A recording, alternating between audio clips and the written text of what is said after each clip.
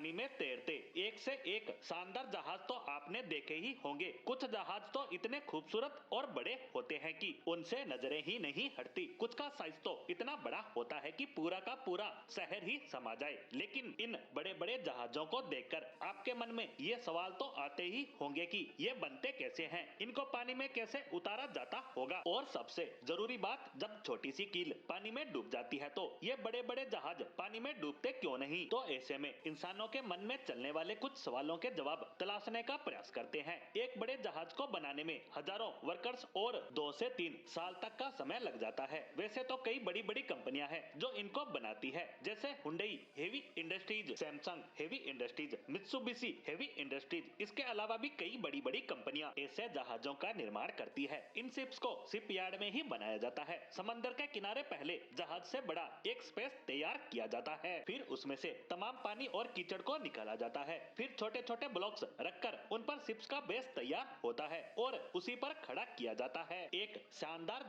जहाज का base hard steel से तैयार किया जाता है, जो ऊपर के मटेरियल से थोड़ा हेवी होता है, क्योंकि समुद्र का खारा पानी लोहे या अन्य मटेरियल को नुकसान पहुंचाता है, लेकिन स्टील को नहीं। इस तरह स्टील से इसके बाहरी ढांचे को तैयार किया जाता है। इस काम के पूरा होने के बाद कांच, लकड़ी और स्टील जैसे मटेरियल से इसके अंदर का स्ट्रक्चर तैयार किया जाता है, जिसमें सुरक्षा के साथ साथ जरूरत की हर एक बात का ध्यान रखा जाता है। और इसके बाद जहाज का इंजन और ब्रोंज का प्रोपेलर लगाया जाता है। ब्रोंज लगाने की वजह ये होती है कि एल्यूमिनियम और सिलिकॉन का अलाय होता है, जो कि खारे पानी से जंग नहीं पकड़ता। जहाज की बॉडी पर जंग रोधक केमिकल भी लगाया जाता है। उसके ऊपर रंग रोगन का काम किया जाता है ताकि इसे खूबसूरत बनाया जा सके। और ये सब काम होने के बाद होती है जहाज की टेस्टिंग। अब सवाल ये आता है कि इतने बड़े जहाज को पानी में कैसे उतारते हैं। तो इसके लिए फ्लोटिंग आउट टाइप लॉन्चिंग तरीका सबसे आसान और सबसे कम खतरनाक है। जैसा मैंने शुरू में बताया कि जहाज बनाने वाली जगह से पानी को निकाला जाता है,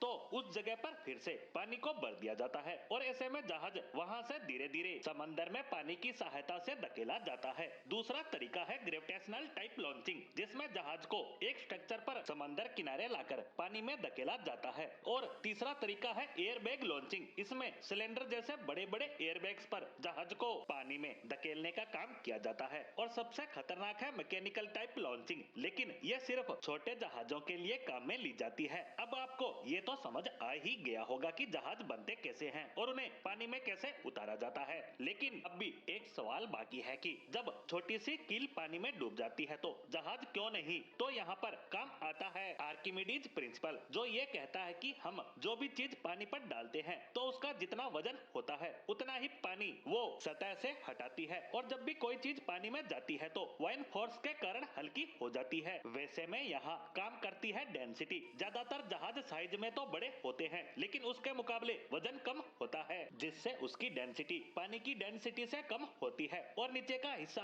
बिल्कुल खाली। तो ऐसे में वो अपने कम वजन और आकार के मुकाबले कम पानी हटाता है और पानी पर तैरने लगता है। इसी गणित के कारण बड़े से बड़े जहाज हमें पानी के ऊपर चलते नजर आते हैं।